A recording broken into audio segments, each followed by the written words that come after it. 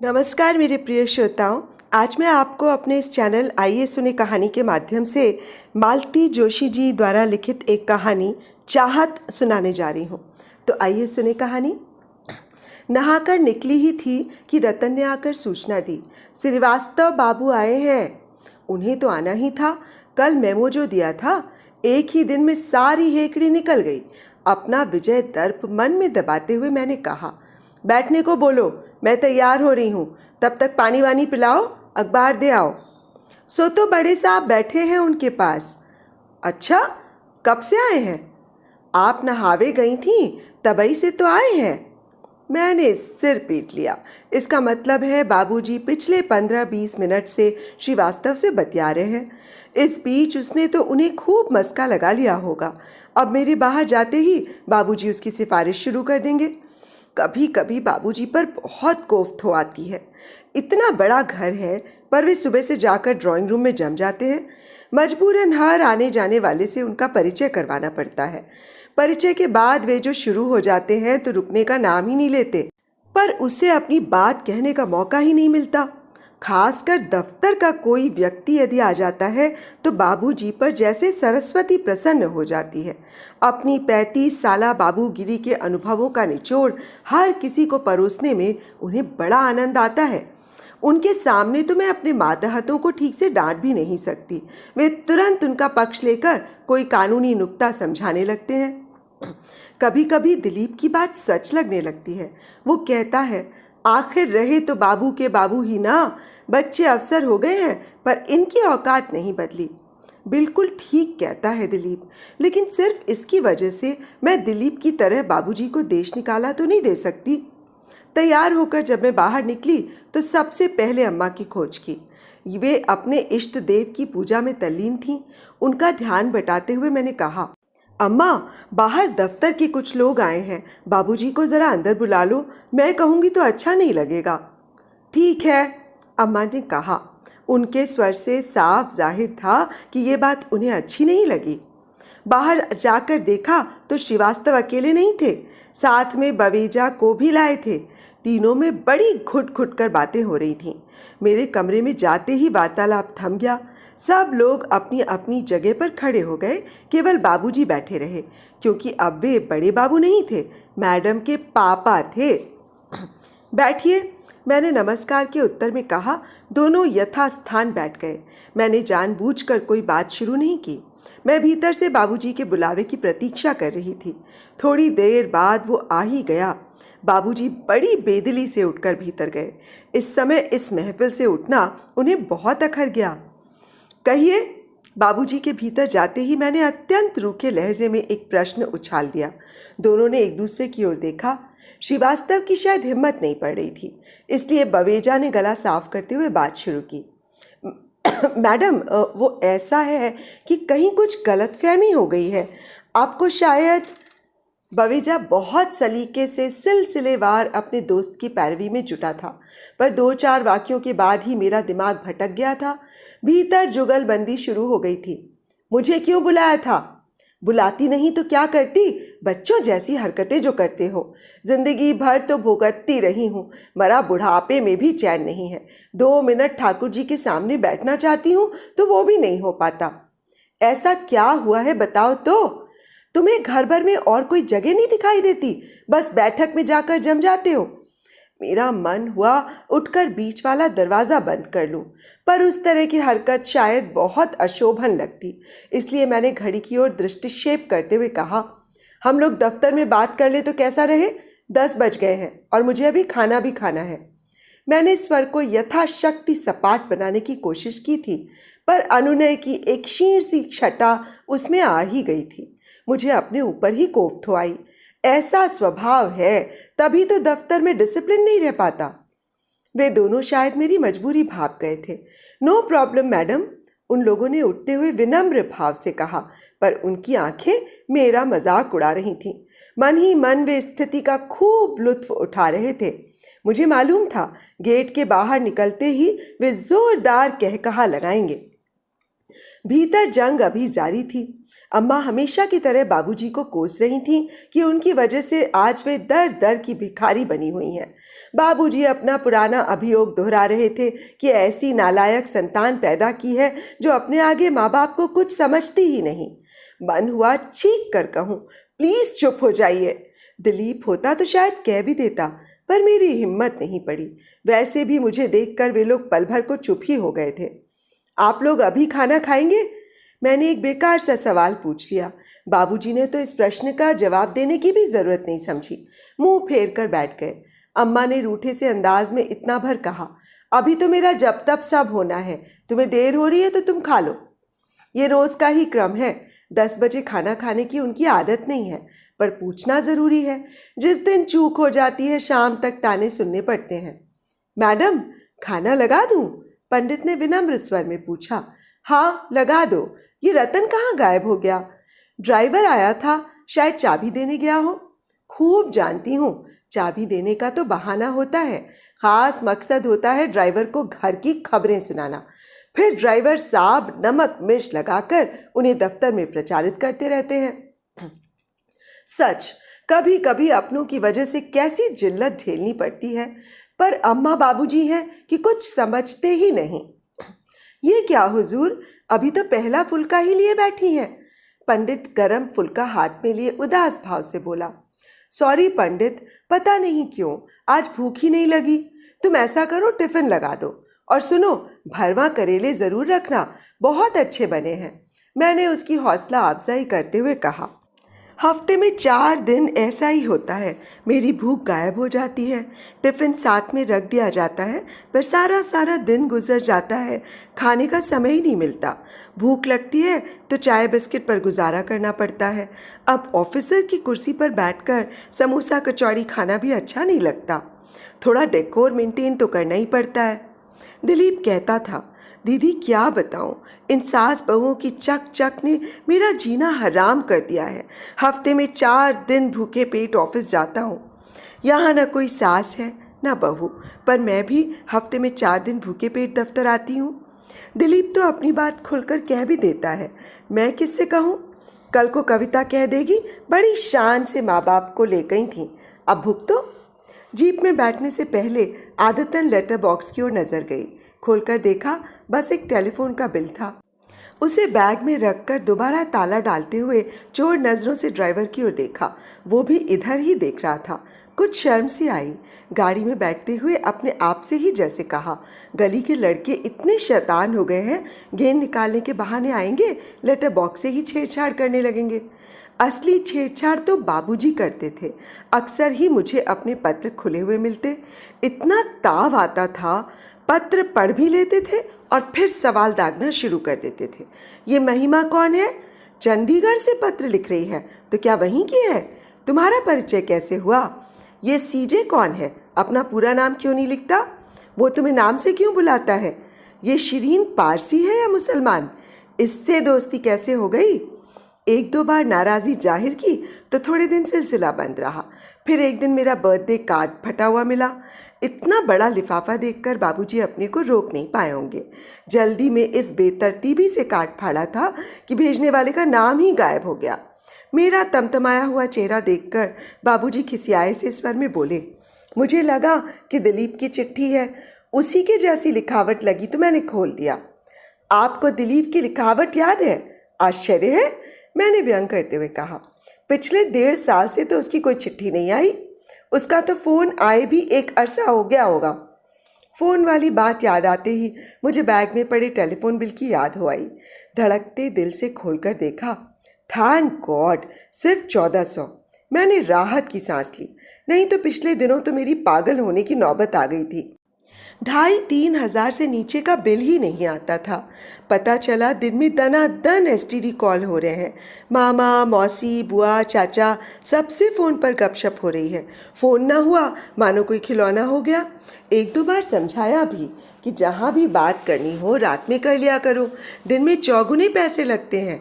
तो जवाब मिला, उन बेचारों के यहाँ फ़ोन थोड़े ही है, पास पड़ोस वाले मेहरबानी करके बुला देते हैं। अब पराए लोगों को रात में तो तकलीफ़ नहीं दी जा सकती ना। मैंने सिर पीट लिया।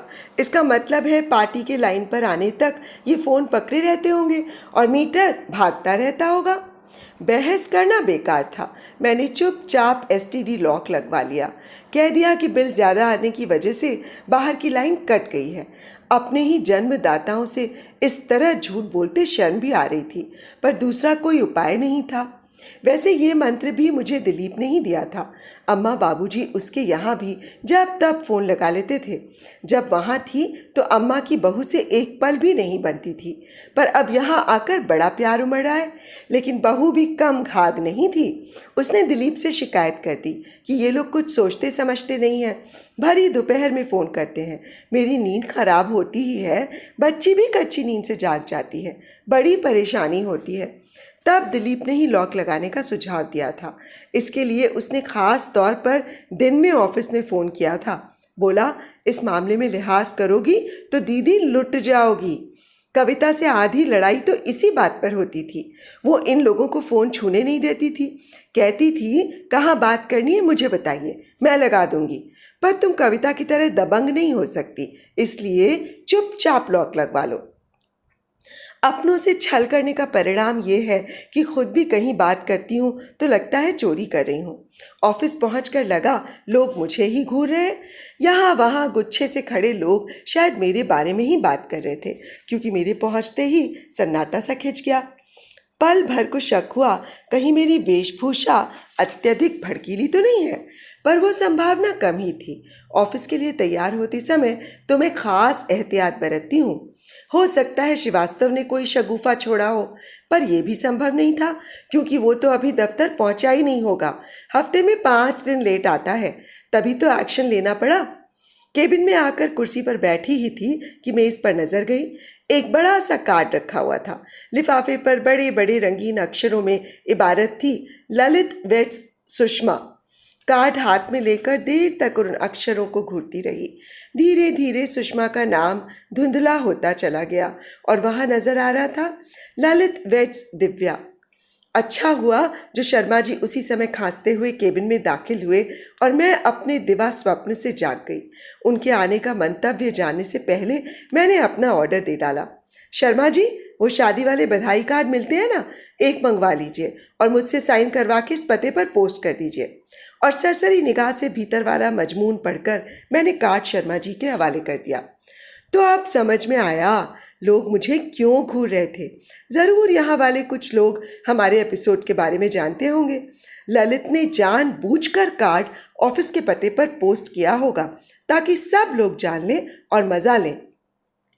मैंने कार्ड सरसरी निगाह से ही पढ़ा था, पर दूल्हे के नाम के नीचे लिखा OST फाइनेंस मेरी निगाहों से छूटा नहीं था। ललित का बस चलता तो अपना पे स्केल भी शादी के कार्ड में छपवा देता। बेचारे का यही कॉम्प्लेक्स तो हम दोनों के बीच दीवार बन गया था।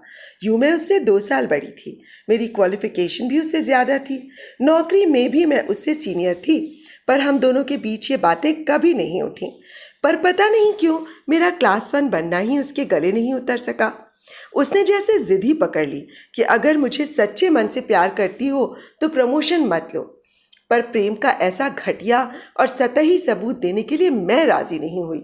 ये प्रमोशन मुझे अनायास ही नहीं मिल गया था, वो मेरी 12 वर्षों की तपस्या का प्रतिफल था। वो अरसे से अपेक्षित और प्रतीक्षित भी था, इसलिए ललित की ये शर्त मैं मान नहीं सकी। अगर हम लोगों की शादी हो गई होती तो शायद मैं अपनी बात पर इस तरह अड़ी नहीं रहती। तब परिस्थितियां दूसरी होती, समस्याएं अलग होती। पिछले 6-7 वर्षों से हमारी शादी टलती आ रही थी, क्योंकि ललित को अपनी बहनों की शादी करनी थी। और अब जबकि सारी समस्याएं हल हो गई थीं, ललित ने ये शर्त रख दी थी। ये शर्त मुझे किसी हालत में मंजूर नहीं थी। मैं अपनी वैवाहिक जिंदगी की शुरुआत किसी फ्रस्ट्रेशन के साथ नहीं करना चाहती थी। मैंने ललित से कहा, अगर तुम कहो तो मैं नौकरी छोड़ सकती हूँ, पर नौकरी करते हुए प्रमोशन नहीं ठुकरा सकती। इसके उत्तर में उसने जो कहा उसे सुनकर मैं सन्न रह गई। उसने कहा, तुम्हारी माँ ठीक ही कहती थी। क्या कहती थी? यही कि तुम एक नंबर की जिद्दी, नकचढ़ी और सेल्फ सेंटर्ड लड़की हो। ये बात मेरी माँ ने कही है। हाँ, उन्होंने सेल्फ सेंटर्ड शब्द न कहा हो, पर इसी से मिलता जुलता कोई जुमला कहा था। वे हमेशा कहती हैं कि दिव्या के सामने तुम बहुत सीधे पड़ जाते हो। मैं स्तब्ध होकर सुनती रह गई। मेरी अपनी माँ मेरे विषय में ऐसा विश्वमन कर सकती है, ये सपने में भी नहीं सोचा था। एक क्षण को तो विश्वास ही नहीं हुआ। ये सच है कि मेरी शादी की कल्पना से दोनों आतंकित थे। उन्हें लग रहा था कि अब पुनः बेटे के आश्रय में लौट जाना होगा या फिर ललित के घर में आश्रितों का सा जीवन बिताना होगा। तब मैंने ही ललित से कहा था कि वो अम्मा बाबूजी को थोड़ा आश्वस्त कर दे। ललित ने मेरी बात रख ली थी। वो मेरी गैर हाजिरी में भी अम्मा बाबूजी के साथ बैठने लगा था।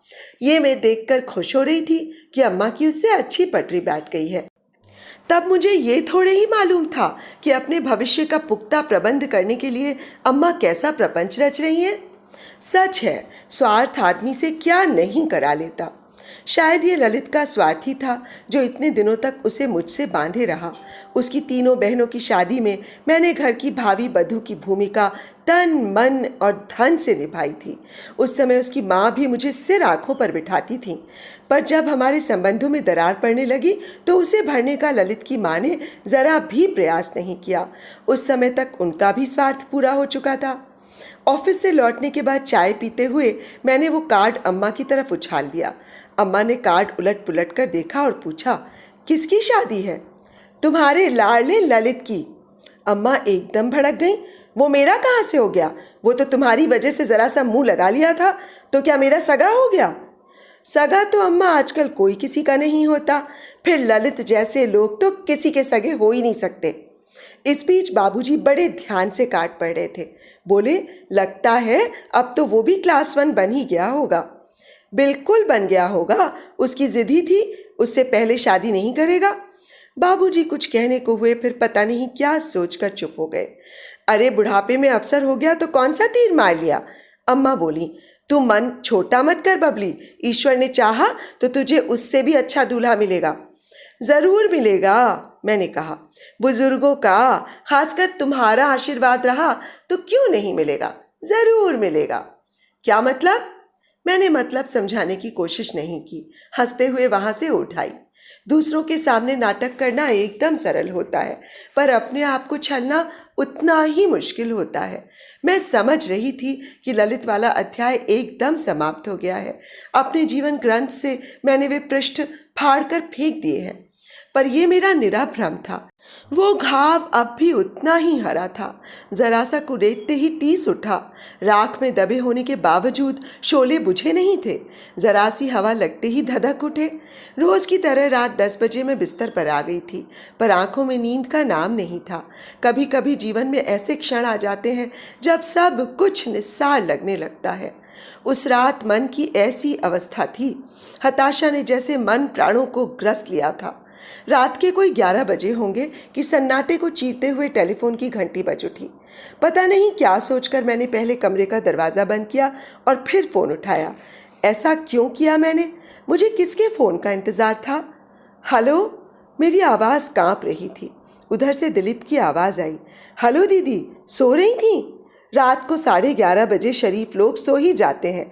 इतने दिनों बाद फ़ोन किया और वो भी इतनी रात को। सब खैरियत तो है ना? खैरियत ही समझो, समाचार देना था। बोलो। बिटिया हुई है? अरे तो शुभ समाचार कहो ना। कब हुई? 4 तारीख को। और तुम मुझे आज 4 दिन बाद खबर कर रहे हो? अरे कुछ ना पूछो, एक तो अस्पताल के चक्कर और घर में ये दोनों, मैनेज करते करते दम फूल गया। फ़ोन करने का समय ही नहीं मिला। गुस्सा तो बहुत आया, पर जब्त करके पूछा, कविता कैसी है? घर आ गई क्या? अभी कहाँ, ऑपरेशन का चक्कर है ना, टाँके खुलने के बाद ही आ पाएगी। अम्मा को भेज दूँ? अरे नहीं, सो कविता की मम्मी आई हुई हैं। नर्सिंग होम में तो वो ही रहती हैं। घर पर उसके पापा और मैं खट रहे हैं। No problem. अच्छा, अब बंद करता हूँ। अम्मा बाबूजी कैसे हैं? अच्छे हैं। बात करोगे? नहीं, रहने दो। अब इतनी रात को उन्हें कहाँ जगाओगी? मेरा प्रणाम कहना। मैं छोटी वाली बेबी के बारे में पूछना चाह रही थी कि कैसी है, किस पर गई है, पर दिलीप ने फ़ोन ही रख दिया। मजबूरन मुझे भी रखना पड़ा। कुछ देर तक सोचती रही कि अम्मा बाबूजी को ये खबर अभी दूं या सुबह तक इंतज़ार कर लूं। फिर सोचा कि मैं तो इंतज़ार कर लूँगी, पर अम्मा बाबूजी से ही ज़ब्त नहीं होगा। फ़ोन की घंटी सुनकर ही उनके कान खड़े हो गए होंगे। अगर अभी उनके कमरे तक नहीं गई तो वे ही धड़धड़ाते हुए मेरे कमरे में चले आएंगे। कमरे से बाहर निकली तो देखा दोनों दरवाजे पर ही कान लगाए खड़े हैं। किसका फ़ोन था? दिलीप का। तुम तो कहती थी कि बाहर वाली लाइन कट गई है। कट गई है मतलब हम बाहर फ़ोन नहीं कर सकते, आने के लिए मनाही थोड़ी है। ओफो, बाबूजी झल्ला पड़े। भगवान, ये तो पूछो कि फ़ोन क्यों आया था। कविता के बिटिया हुई है। हे भगवान, फिर लड़की। बाबूजी के स्वर में निराशा साफ झलक रही थी। एक बेटा हो जाता, अम्मा बुदबुदाई। अरे कहाँ से हो जाता, बुजुर्गों की आत्मा कल पाओगे तो बेटियां ही होंगी। जितना कमाया है सब ढोकर ले जाएंगी। बस भी करो, बाप होकर बेटे को शापते हो। अरे उसका बेटा होगा तो वो तुम्हारा भी तो कुछ लगेगा, उसके सहारे तुम्हारा भी नाम चलेगा कि नहीं। सच, दिलीप ने बड़ी गलती की। एकदम से जचकी की ही खबर सुना दी। कुछ पहले से अता पता होता तो मैं कुछ उपाय करती, मनौतियाँ मानती। कुछ नहीं तो पंडित जी को कुंडली दिखाकर एक आध अनुष्ठान ही करवा लेती, पर उसने तो हवा ही नहीं लगने दी। क्यों नहीं लगने दी जानती हो? सारिका के वक्त वो तुम्हारी पाबंदियों से तंग आ गई थी, इसलिए राधिका के समय कविता ने अपनी माँ को बुला लिया था। फिर भी तुम खबर लगते ही बिना बुलाए वहां पहुंच गई, इसीलिए इस बार दोनों चुप बने रहे। मैंने कहा, तुमने भी तो कोई खोज खबर नहीं ली, एक बार तुम ही फोन कर देती। अम्मा के स्वर में आक्रोश था। फोन कर लेने से क्या होता है अम्मा? अगर उन्हें ये बात छिपानी थी तो वे छिपाई लेते ना। और सच तो ये है कि जिनके बच्चों की नींद दादा दादी के फ़ोन से ख़राब होती है, ऐसे लोगों के यहाँ फ़ोन करने में मुझे कोई दिलचस्पी नहीं है। ये ज़िद तो अच्छी नहीं है बिटिया। इसका मतलब तो ये हुआ कि कल को हमें कुछ हो गया तो तुम उसे खबर भी नहीं दोगी। बेटे के होते हुए हमें उनके हाथ से मुखाग्नि नसीब नहीं होगी। बाबूजी बोले। गुस्से से मेरा सारा बदन जैसे जल उठा। फिर भी अपने को किसी तरह जब्त करते हुए मैंने कहा, तब की तब देखी जाएगी बाबूजी, पर आज के दिन तो शुभ शुभ बोलिए। आज तो आपके घर में शुभ समाचार आया है। आज तो आपकी वंश वृद्धि हुई है। आज मरने जीने की बात क्यों करते हैं? अरे काहे की वंश वृद्धि और काहे का शुभ समाचार? अम्मा ने मुंह बिचका दिया। लड़कियों से कहीं वंश चला है? पिछले जन्म की लेनदार है सब, कर्ज वसूलने आई हैं। दो तो घर में पहले से थी, ये एक और आ गई। इससे अच्छा था एक बेटा हो जाता। इतना बिसरने की ज़रूरत नहीं है अम्मा। वे ज़माने लद गए जब लड़कियां केवल भार होती थीं। अब तो वे खुद भार उठाती हैं। ऐसा नहीं है कि सिर्फ लेने की हकदार है, दोनों हाथों से भर भर कर देती भी हैं। फिर भी एक बेटा तो होना ही चाहिए, बुढ़ापे का आसरा होता है बेटा। अच्छा, तुम्हारा भी तो एक बेटा है अम्मा, कितना सहारा दे रहा है वो तुम्हें? मुझे लगा था अम्मा निरुत्तर हो जाएंगी, पर वे अपना ही राग अलापती रहीं। फिर भी बेटा तो बेटा होता है, उसका घर तो अपना घर होता है। बेटी के यहाँ इंसान मजबूरी में रहता है, पर बेटे के घर में अपनी ठसक से रहता है। वाह, तुम कितनी ठसक से रहती थी, मैं क्या जानती नहीं? दिन भर अपने कमरे में बंद रहना पड़ता था, सिर्फ खाने के वक्त बाहर आने की इजाज़त थी। बाहर वालों से बात करने की सख्त मनाही थी। फ़ोन तुम छू नहीं सकती थी, तुम्हारी चिट्ठियाँ सेंसर होती थीं। बच्चों को तुम्हारी छाया तक से दूर रखा जाता था। अपनी मर्जी का खाना बनवाना तो बहुत दूर की बात है, तुम्हारा रसोई में झांकना तक गुनाह था। इसे तुम ठसक के साथ रहना कहती हो? अम्मा कट कर रह गईं। उन्होंने सिर झुका लिया। किन्हीं भावुक क्षणों में उन्होंने ही मुझे ये बातें सुनाई थीं और अब उन्हें पछतावा हो रहा था। बड़ी देर बाद उन्होंने सिर उठाया और डूबती सी आवाज़ में बोली, हमारा क्या है, हमें अब जीना ही कितना है। इतनी निकल गई है तो बची खुची भी निकल ही जाएगी। कहीं भी रहें क्या फ़र्क पड़ता है। पर दिलीप के यहाँ एक बेटा हो जाता। बेटा बेटा बेटा, सुन सुनकर मेरे तो कान पक गए थे। अपने स्वभाव के विपरीत मैं चीख पड़ी, नहीं होगा। तुम कितना भी चाहो, अब दिलीप के यहाँ बेटा नहीं होगा। कविता ने ऑपरेशन करवा लिया है, समझ गई? क्या? दोनों मानो आसमान से गिर पड़े। बाबूजी ने दोनों हाथों में अपना सिर थाम लिया और अम्मा तो पेट पकड़कर एकदम ज़मीन पर ही बैठ गईं, जैसे उनकी कोख उजड़ गई हो। तो अभी आप सुन रहे थे मालती जोशी जी द्वारा लिखी एक कहानी चाहत। तो दोस्तों देखा, एक बेटी सब कुछ कर ले, अपने माँ बाप को सिर आँखों पर बिठा ले, उनकी सेवा करे, पर फिर भी जब वो एक बेटे की चाहत रखते हुए इस तरह के उद्गार व्यक्त करते हैं तो बेटी के मन को कितनी व्यथा होती होगी। तो दोस्तों आपको ये कहानी और मेरा वाचन कैसा लगा, यदि हो सके तो मुझे कमेंट बॉक्स में ज़रूर बताइएगा। और हाँ, यदि मेरा वाचन पसंद आया हो तो मेरे इस चैनल आइए सुने कहानी को सब्सक्राइब कर लीजिएगा और मेरी कहानियों को लाइक और शेयर, और हाँ, बेल आइकन भी ज़रूर दबा लीजिएगा, जिससे कि मेरी आगे आने वाली कहानियों की नोटिफिकेशंस आपको मिलती रहें। तो अब मुझे इजाज़त दीजिए। नमस्कार।